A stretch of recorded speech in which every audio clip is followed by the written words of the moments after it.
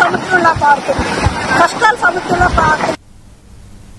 తెలంగాణ ప్రభుత్వం రైతుల ఖాతాల్లో రైతు భరోసా నిధులు విడుదల చేయడంతో ఆదిలాబాద్ జిల్లా తాంసీ మండల కేంద్రంలో కాంగ్రెస్ నాయకులు సంబరాలు నిర్వహించారు.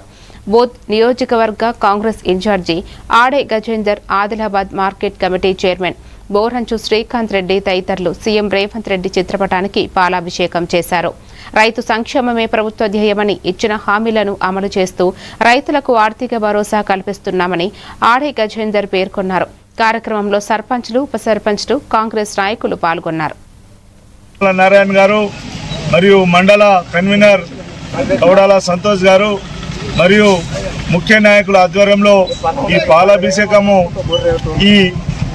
ఈ ప్రాంత రైతుల తరపున చేయడం జరిగింది. ఎందుకంటే గతంలో లేని విధంగా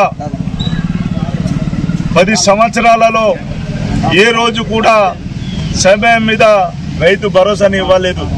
కానీ మా రైతు ప్రభుత్వము ఈ ప్రజాపాలనలో ముఖ్యమంత్రి రేవంత్ రెడ్డి గారు ఎన్ని అప్పులున్నా అవి అన్ని పక్కన పెట్టి ఈరోజు కష్టపడి రైతులకు సకాలంలో రైతు భరోసాను చెల్లించినందుకు ఈ ప్రాంత రైతుల తరఫున మేము ధన్యవాదాలు తెలుపుతున్నాము.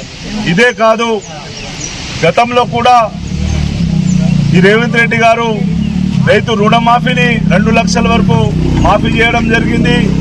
మరియు వాళ్ళు ఇచ్చే 5,000 రూపాయలను ఈరోజు 1000 పెంచి 6,000 రూపాయలను రైతు భరోసాగా ఇస్తున్నాము.